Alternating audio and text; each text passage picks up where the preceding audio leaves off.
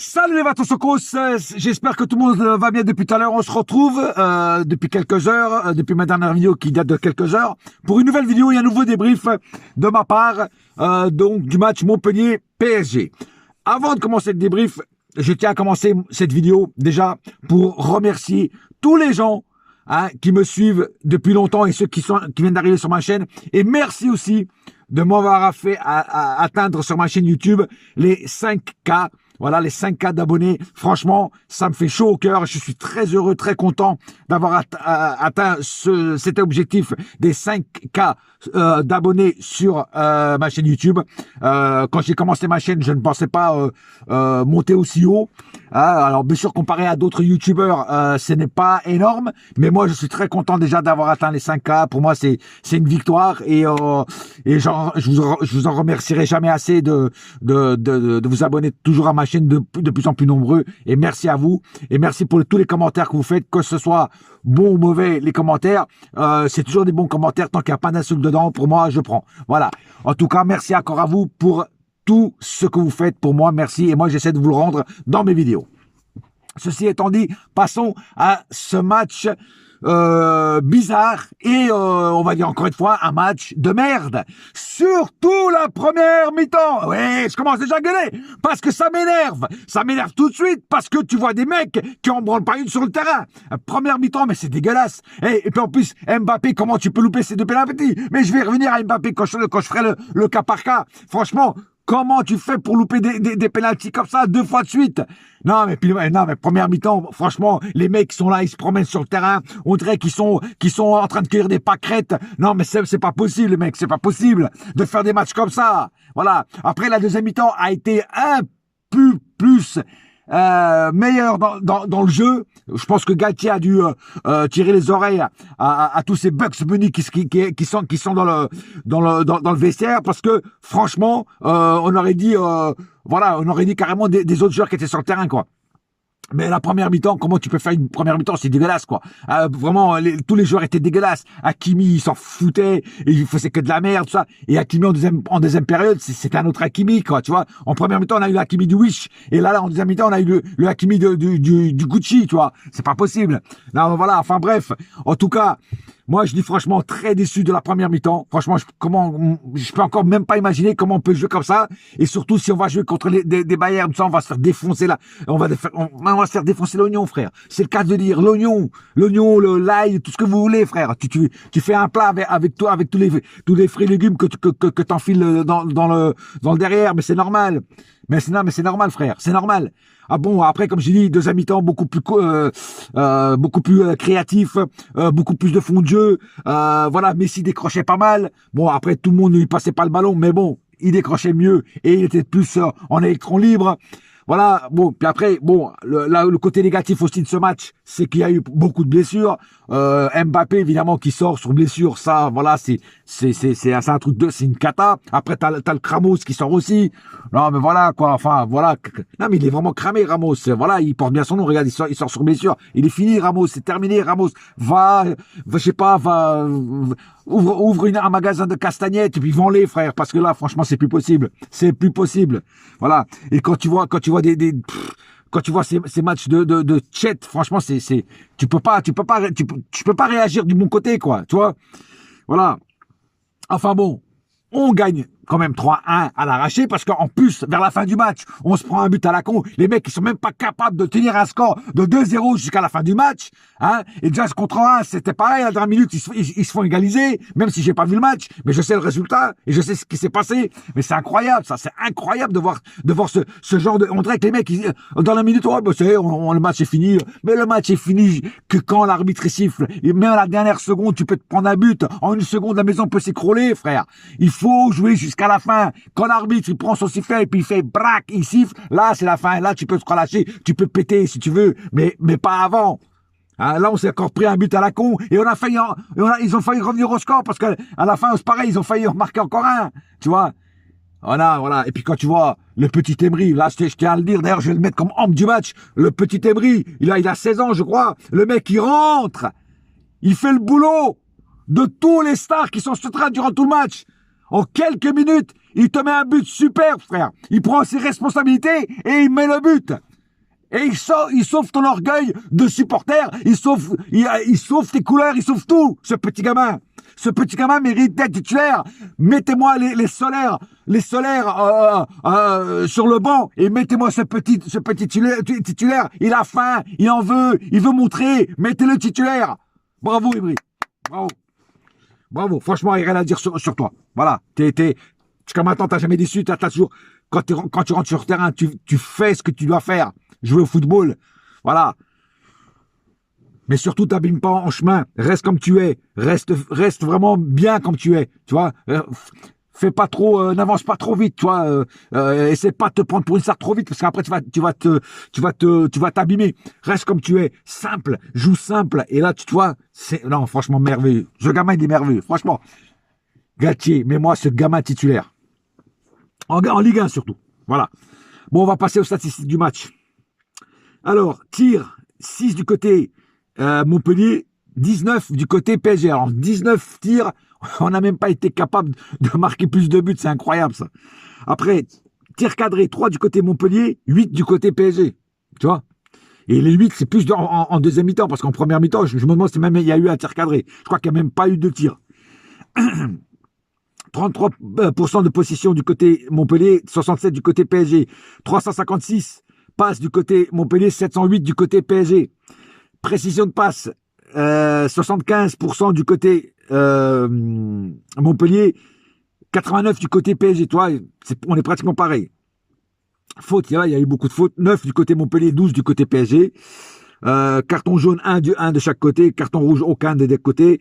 3 hors-jeu du côté Montpellier, 4 du côté PSG. D'ailleurs, beaucoup trop de hors-jeu à mon goût. Voilà. Beaucoup trop de fautes, déchets techniques à mon goût aussi. Un corner du côté Montpellier, 3 du côté PSG. Voilà. Maintenant, passons au cas par cas. On va commencer par, évidemment, comme d'habitude, Donnarumma. Alors, Donnarumma, la première mi-temps, il a eu rien à faire. C'est pas parce qu'on a fait une mi-temps de merde. Mais le mec, voilà, on va dire que Montpellier n'a pas non plus joué les pressings et Donnarumma, il n'a pas eu grand-chose à faire en première mi-temps. En deuxième mi-temps, il se prend un but à la con. Voilà, la grande asperge, là. Et le mec, il voit la balle passer, il essaie même pas de plonger. Tu vois? Moi, quand je vois que tu cèdes Donnarumma hein, à la forêt de Nottingham, hein, le mec il va aller jouer avec Robin des Bois aux fléchettes, hein, et tu laisses un Donnarumma comme ça quoi. Moi je comprends pas ce truc. Je comprends pas. Voilà. Navas il va jouer aux fléchettes avec Robin des Bois et Frère Tuck et Petit Jean et tu gardes un gardien comme ça. Comme Donnarumma. Non, franchement. Alors, Donnarumma, franchement, il faut qu'il change. Parce que là, c'est plus possible non plus, Donnarumma. Voilà. Même si ce soir, il n'a pas été trop dégueulasse. Mais je sais pas, voilà. Je sais pas, il manque quelque chose à ce gardien. Tu vois, je sais pas quoi, mais il manque quelque chose. Et puis, en plus, moi, on m'a dit que les relances, et c'est vrai que les matchs que j'ai vus de lui, quand il faisait les relances, elles étaient nazes. Elles étaient fébriles. Elles étaient catastrophiques, frère. Tu vois? Hakimi, pareil, que je disais tout à l'heure, Hakimi en première mi-temps, le Hakimi de Wish, en deuxième mi-temps, le Hakimi de Gucci, tu vois, c'est rien à voir. Tu vois, première mi-temps dégueulasse, bon, après la première mi-temps, tout le monde a été dégueulasse. Deuxième mi-temps, c'est le mec qui s'est métamorphosé, frère, hein. Je sais pas, le mec, c'était un Golgoth, le mec, tu vois. Ramos, voilà, à part, la seule chose qu'il a fait de bien dans ce match, c'est créer le penalty que Mbappé a vulgairement loupé 2 fois. Voilà. Mais c'est la seule chose que Ramos a fait de bien sur ce match. Le reste, ça a été complètement naze. Voilà.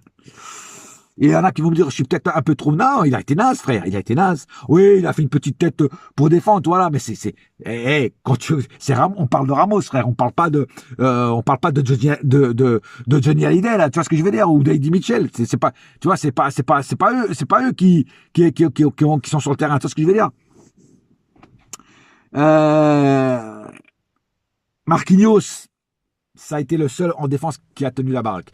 J'ai trouvé un Marquinhos assez bon aujourd'hui. Alors oui, sur le but, bon, voilà, il est pas fautif, hein, c'est pas lui le fautif tout seul. Mais ce que je veux dire par là, c'est que Marquinhos sur ce match, il a été plutôt correct. Voilà, on retrouve un petit peu le Marquinhos qu'on connaissait. Voilà, même si c'est pas encore le grand Marquinhos, mais par rapport à d'autres matchs que j'ai vus de lui, il est quand même un peu meilleur sur ce match que sur d'autres. Nuno Mendes, il revient de blessure. Moi, je m'attendais pas à un match extraordinaire de Nuno Mendes. Mais il a quand même réussi à tenir sa baraque à frites. Sans plus, sans moins, il a fait son match. Voilà. On peut pas, voilà. Mais après, je peux pas trop lui, lui envoyer les trucs parce que, comme je dis, il revient de blessure. Alors moi, quand tu reviens de blessure, t'es pas encore au top à 100%. Tu vois ce que je veux dire? Danilo, c'est le seul qui a, pour moi, qui a bien joué de tous des trois Portugais. Non, pardon. Un, deux, ouais, des trois Portugais ou des quatre Portugais, je sais plus. Non, des quatre Portugais. Renato, Vitinha, Nuno Mendes, ouais, des quatre Portugais. C'est les quatre mousquetaires. Les quatre mousquetaires de la version portugaise. C'est le seul Danilo qui a fait à peu près un bon match. Voilà, on va dire qu'il a fait un match correct. Il s'est pris un petit carton jaune, mais ça, c'est pas trop grave. Voilà. Par contre, Vitinha, justement, l'autre Portugais, Vitinha, a été catastrophique. Catastrophique, Vitinha, tu n'es plus l'ombre que de toi-même. Et encore, quand je dis l'ombre de toi-même, c'est vite dit parce que Lucky Luke, il avait son ombre, mais son ombre, elle tirait plus vite que lui. Toi, par contre, c'est même pas ton ombre qui tire plus vite que toi, c'est ni ton ombre ni toi-même. T'es plus rien, frère. T'es devenu le mec, je sais pas, t'es en train de cueillir des pommes sur un cerisier, toi. C'est un truc de fou. Voilà. Ruiz, première mi-temps dégueulasse, je me dis mais à quoi il sert ce mec? Et puis deuxième mi-temps, le mec il se métamorphose, c'est pareil, c'est Captain Flamme, hein, le mec il arrive, c'est moi, voilà, je viens sauver la planète PSG. C'est un truc de malade, voilà, et le mec il s'est métamorphosé, il marque un but, puis voilà, puis je crois que c'est lui qui fait la passe D à Messi pour le but aussi. Enfin voilà, le mec complètement différent, voilà.